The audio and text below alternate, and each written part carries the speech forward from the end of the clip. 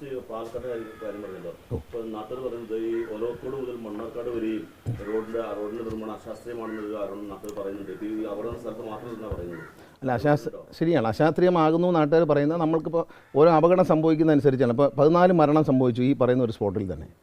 100-120 അപകടങ്ങൾ സംഭവിച്ചു. അപ്പോൾ ഇത് നാട്ടുകാർ പറയുന്നതിൽ യാഥാർത്ഥ്യമുണ്ട്. ഇതിൻ്റെ കുഴപ്പം എവിടെയാണെന്ന് വെച്ചാൽ ഈ റോഡുകളൊന്നും ഗ്രൗണ്ട് റിയാലിറ്റി അറിയാതെ ഡിസൈൻ ചെയ്തിരിക്കുകയാണ്. അതിൻ്റെ ഒരു യുക്തി എല്ലാവരും മനസ്സിലാക്കണം. ഈ റോഡുകളുടെയൊക്കെ ഒരു സംവിധാനം എന്ന് പറയുന്നത് പണിയുന്ന കോൺട്രാക്ടർ ഒരു പ്ലാനും ഒരു എസ്റ്റിമേറ്റും സമർപ്പിക്കുകയാണ്, ഇതിന് അപ്രൂവൽ കൊടുക്കുകയാണ്. ഇപ്പോൾ KSTP റോഡിൻ്റെ സ്ഥിതി അത് തന്നെയാണ്. കേരളത്തിലെ PWD എഞ്ചിനീയർമാർക്ക് ഇതിനകത്ത് യാതൊരു റോളുമില്ല. കാരണം ഡിസൈൻ ചെയ്യുന്നത് അവരല്ല. അപ്പോൾ പലപ്പോഴും സംഭവിക്കുന്ന റോഡ് കടന്നു പോയി കഴിയുമ്പോൾ പല വീടുകളും, സൈഡിൽ താമസിച്ച വീടുകളും വലിയ കുഴിയിലേക്കാവും. നിങ്ങൾ വാർത്തകളിൽ റിപ്പോർട്ട് ചെയ്യാറുണ്ട്, വലിയ കുഴികളിലേക്കാവും. ആയിക്കഴിഞ്ഞാൽ പിന്നെ ഒരു നിലയുള്ള വീടിൻ്റെ കാറിടണമെങ്കിൽ ടെറസിലിടേണ്ടി വരും. ആ നിലയിലൊക്കെയാണ് കാര്യങ്ങൾ. കാരണം ഒരു ശാസ്ത്രീയമല്ല, പ്രാദേശികമായ ഒരു പരിശോധനയോ പ്രാദേശികമായ ഒരു ചർച്ചകളോ ഇല്ലാതെ ഇപ്പോൾ ജനപ്രതിനിധികൾ, പഞ്ചായത്ത് മെമ്പർ അടക്കമുള്ള പ്രാദേശികമായുള്ള ആൾക്കാരോടൊന്നും ഇതിനെപ്പറ്റിയൊന്നും പറഞ്ഞില്ല. റോഡ് വരുന്നു നമ്മൾ അറിയുന്നു, ഒരു റോഡ് പണി തുടങ്ങുന്നു, അത് പണിത് വരുമ്പോൾ എൻ്റെ വീട് ചിലപ്പോൾ അങ്ങ് കുഴിക്കകത്തായി പോകുന്നു, ഞാൻ എങ്ങനെ കരകയറും എന്ന ചിന്തയില്ലാതെ പോകുന്നു. പിന്നെ വളവുകളുടെ അപകടങ്ങൾ, മുൻകാലങ്ങളിലുള്ള അപകടമുള്ള വളവുകളുണ്ട്, അതിനെ എങ്ങനെയാണത് റെക്ടിഫൈ എന്ന് പറയുന്നത്. എനിക്ക് തോന്നുന്നത് ഇത് പലപ്പോഴും ഞാൻ എൻ്റെ നാട്ടിൽ ഈ KSTP റോഡിൻ്റെ പണി നടക്കുമ്പോൾ പ്ലാൻ വരയ്ക്കുമ്പോൾ ഒരാളെയും ഭൂമിയിൽ കണ്ടിട്ടില്ല കേട്ടോ. ഞാനവിടെ സ്ഥിരമായിട്ടുള്ള ആളാണ്, അത് ആ നാട്ടിൽ കണ്ടിട്ടില്ല, ഭൂമിയിൽ എന്ന് ഉദ്ദേശിക്കുന്നത് നാട്ടിൽ കണ്ടിട്ടില്ല. അപ്പോൾ നമ്മളുടെ അടുത്ത് ആരും ചർച്ച ചെയ്തിട്ടില്ല, ഇത് പരിശോധിക്കാൻ പറ്റുന്ന ആരും കണ്ടിട്ടുമില്ല. പക്ഷേ എവിടെ നിന്നോ പല റോഡുകളും ഈ കൊറോണയുടെ കാലത്ത് ഗൂഗിൾ മാപ്പ് വെച്ച് വരച്ചതാണ്. നാഷണൽ ഹൈവേയിൽ പലതും അങ്ങനെയാണ്. കേരളത്തിലെ എഞ്ചിനീയർമാരുമായിട്ടോ കേരള PWD ഇത്തരം കാര്യങ്ങൾ ഡിസ്കസ് ചെയ്യാറില്ല. ഇപ്പോൾ കേരളത്തിലെ ഒരു എഞ്ചിനീയറുമായി സംസാരിച്ചാൽ അദ്ദേഹത്തിന് ഒരു പക്ഷേ പ്രാദേശികമായ PWD എഞ്ചിനീയർക്ക് പ്രാദേശികമായ ചില വിഷയങ്ങൾ അറിയായിരിക്കും. ആ വിഷയങ്ങളൊന്നും ഡിസ്കസ് ചെയ്യപ്പെടാതെയാണ് ഈ റോഡുകൾ വരയ്ക്കുന്നത്. ഇപ്പോൾ മണ്ണാർക്കാട് വഴി ഈ പറയുന്ന റോഡ്, നമ്മൾ പാലക്കാട് നിന്ന് പോകുന്ന കോഴിക്കോട് റോഡ്, ആ റോഡ് നാട്ടുകാരുമായിട്ട് സംസാരിച്ചിട്ടില്ല, പ്രാദേശികമായ PWD എഞ്ചിനീയർമാരോട് സംസാരിച്ചിട്ടില്ല, അവരെ അഭിപ്രായങ്ങൾ എടുത്തിട്ടില്ല, വരച്ചു ചെയ്തു എന്നുള്ളൂ. ഇനിയിപ്പോൾ അപാകതകൾ പരിഹരിക്കാൻ വേണ്ടിയാണ് നമ്മൾ ശ്രമിക്കുന്നത്. അത് അടിയന്തരമായി ചെയ്യും. നാളെ മറ്റന്നാളുമായി ഉന്നതതല യോഗങ്ങൾ കൂടുന്നുണ്ട്. ഈ അപകടവുമായി ബന്ധപ്പെട്ടും ഒരു ഉന്നത യോഗം നാളെ വെച്ചിട്ടുണ്ട്. ഇത് നേരത്തെ ശ്രദ്ധയിൽപ്പെട്ടിരുന്നു. കാരണം 2021 അവിടുത്തെ MLA ശ്രീമതി ശാന്തകുമാരി ഒരു പരാതി അന്നത്തെ മന്ത്രി കൊടുത്തിരുന്നു. അദ്ദേഹം അത് പരിശോധിക്കാൻ അന്ന് തന്നെ നിർദ്ദേശം കൊടുക്കുകയും ഇതിനെപ്പറ്റി ഒരു പഠനം നടത്തുകയും 5 നിർദ്ദേശങ്ങൾ ഹൈവേ അതോറിറ്റി അറിയിക്കുകയും ചെയ്തു. അവരത് ചെയ്തില്ല. അപ്പോൾ അവരെ വിളിച്ചു വരുത്തിയിട്ട് ചെയ്യാൻ താല്പര്യമുണ്ടോ എന്ന് ചോദിക്കുക എന്നുള്ളതാണ്. ചെയ്തില്ലെങ്കിൽ കേരള സർക്കാർ ചെയ്യുമെന്ന് ഞാൻ ഇന്നലെ തന്നെ പറഞ്ഞിട്ടുണ്ട്, ചെയ്യും. കാരണം ആ പ്രശ്നം പരിഹരിക്കും. എല്ലാ സ്പോട്ടും പരിഹരിക്കാൻ നമുക്ക് റിപ്പോർട്ടുകളൊന്നും കയ്യിലില്ല. പക്ഷേ ആ പർട്ടിക്കുലർ സ്പോട്ടിൽ നേരത്തെ തന്നെ MLA പരാതിയുടെ അടിസ്ഥാനത്തിൽ ഒരു പഠനമുണ്ട്. പാലക്കാട് IIT പഠനമുണ്ട്, പിന്നെ നാറ്റ്പാക്കിൻ്റെ പഠനമുണ്ട്. ഇനി പഠനമില്ല, നമ്മൾ ഇമ്മീഡിയറ്റ് ആക്ഷനിലേക്ക് നീങ്ങും. നാളെ ചൊവ്വാഴ്ച അവർക്ക് വരാനുള്ള സൗകര്യം കൊടുത്തിട്ടുണ്ട്. അവർ വന്നു ചേരണമല്ലോ. നാളെ വരുമെന്ന് പറഞ്ഞാൽ പെട്ടെന്ന് പ്രയാസമല്ലേ. അപ്പോൾ അവരെല്ലാം വിളിച്ച് ചേർത്തിട്ട് സംസാരിച്ചതിന് ശേഷം അവരുടെ തീരുമാനം അവർ പറയട്ടെ. കോൺട്രാക്ടറെയും വിളിച്ചിട്ടുണ്ട്, എഞ്ചിനീയറെയും വിളിച്ചിട്ടുണ്ട്.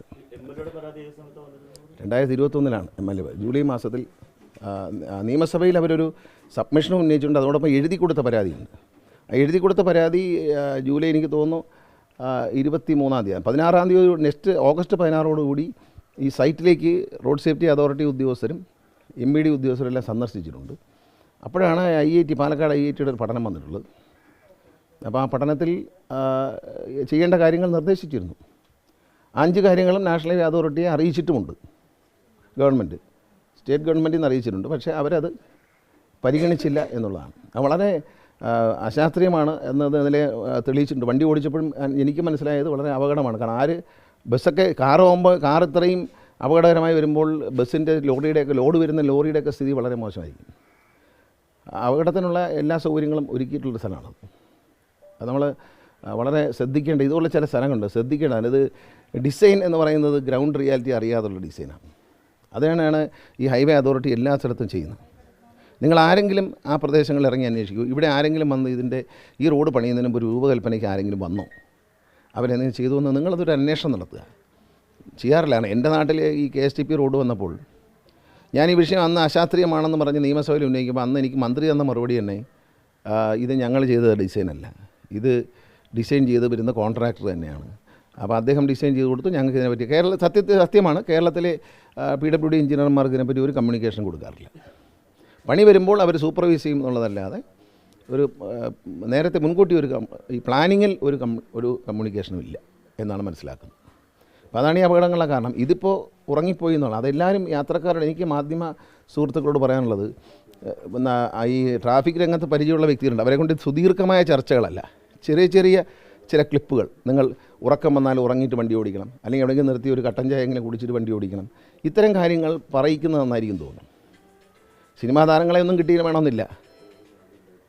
പിന്നെ നിങ്ങൾ സാധാരണക്കാരായ ആളുകളെ കൊണ്ട് ഒരു ക്ലിപ്പ് ചെറുതായിട്ടൊന്ന് എടുക്കുക, എല്ലാ ചാനലും എടുത്തിട്ട് നിങ്ങൾ ബെൽറ്റ് ഇട്ട് വണ്ടി ഓടിക്കേണ്ട ആവശ്യം. നമ്മളിപ്പോൾ കോന്നിയിൽ കണ്ട അപകടം എന്തുകൊണ്ടാണ്? ഉറങ്ങിപ്പോയാൽ ഒരു അല്പം മുമ്പേ ഒരു ചായ കുടിക്കുകയോ ഒന്ന് നിർത്തുകയോ ഉറക്കം വന്നാലൊന്ന് ഇറങ്ങി അവിടെ വണ്ടി ഒതുക്കിയിട്ടൊന്ന് അങ്ങോട്ടും ഇങ്ങോട്ടും നടന്നിട്ട് വണ്ടി എടുക്കുക, ഇങ്ങനെയുള്ള കാര്യങ്ങൾ ചെയ്യാവുന്നുള്ളൂ. ഒരുപാട് ഡ്രൈവ് ചെയ്യുന്ന ആൾക്കാർ അങ്ങനെ ചെയ്യാറുണ്ട്. അപ്പോൾ അത്തരം കാര്യങ്ങൾ എല്ലാ ദൃശ്യമാധ്യമങ്ങളും ഒരു ചെറിയ വലിയ പ്രമാണിമാരെയൊന്നും അന്വേഷിച്ചുകൊണ്ട് സാധാരണക്കാരെ കൊണ്ട് പറയുകയാണല്ലോ, ഞങ്ങളങ്ങനെ ചെയ്യരുത് എന്ന് പറയുന്ന പോലെയുള്ളൂ. അപ്പോൾ ഇന്ന കാര്യങ്ങൾ നമ്മൾ ചെയ്യാം. ഓരോ വിഷയം, ഇപ്പോൾ ഉദാഹരണത്തിന് ബെൽറ്റ് ഇട്ട് വണ്ടി ഓടിക്കണം എന്ന് പറയുക, സാധാരണക്കാരനെ പറയുക. ഉദ്യോഗസ്ഥന്മാരെയും സിനിമാ താരങ്ങളെയും ഒന്നും നിങ്ങൾ അന്വേഷിക്കേണ്ട. ഏറ്റവും സാധാരണക്കാരായ ആളുകളെ കൊണ്ട് നമ്മൾ ബെൽറ്റ് ഇട്ട് വണ്ടി ഓടിക്കണം. ഒരു ഓട്ടോറിക്ഷ ഡ്രൈവർ പറഞ്ഞാലും മതി, നമ്മളിങ്ങനെ ചെയ്യണം. അദ്ദേഹം ഓടിക്കുന്ന ഒരു വാഹനത്തിൻ്റെ ഒരു കുറ്റത്തെക്കുറിച്ച് ഇന്ന ചെയ്യാൻ പാടില്ല എന്ന് അവരെ കൊണ്ട് പറയിച്ചാൽ നിങ്ങൾ എന്തെങ്കിലും ന്യൂസ് കവർ ചെയ്യാൻ പോകുന്ന സമയത്ത് കിട്ടുന്ന വ്യക്തികളെ കൊണ്ട് ജസ്റ്റ് ഇങ്ങനെ ഷൂട്ട് ചെയ്ത് വെച്ചിട്ട് ഇതൊന്ന് കൊടുത്താൽ വളരെ നന്നായിരിക്കും. പെട്ടെന്ന് നമുക്ക് പരിചയമില്ലാത്ത ആളാണെങ്കിൽ പോലും ഒരു നല്ല കാര്യം പറയുമ്പോൾ ശ്രദ്ധിക്കുന്ന ഒരു സ്വഭാവമുണ്ട് മലയാളിക്ക്. അതൊരു പക്ഷേ വലിയൊരു മാറ്റം നമ്മളിൽ ഉണ്ടാക്കാൻ സാധ്യതയുണ്ട്. രാത്രി ഉറക്കം വന്നാൽ ഒരു ലോറി ഡ്രൈവറോട് ചോദിക്കണം, ഉറക്കം വന്നാൽ നിങ്ങൾ എന്ത് ചെയ്യും? ഉറക്കം വന്നാൽ ഞാൻ നിർത്തും, ചായ കുടിക്കും, അല്ലെങ്കിൽ അവിടെ ഇറങ്ങി കുറച്ച് നേരം നിന്നിട്ട് പിന്നെ ഉറങ്ങും, അല്ലെങ്കിൽ ഉറങ്ങിയിട്ട് വണ്ടി എടുക്കും, കുറച്ച് നേരം കിടന്ന് ഉറങ്ങിയിട്ട് വണ്ടി എടുക്കും.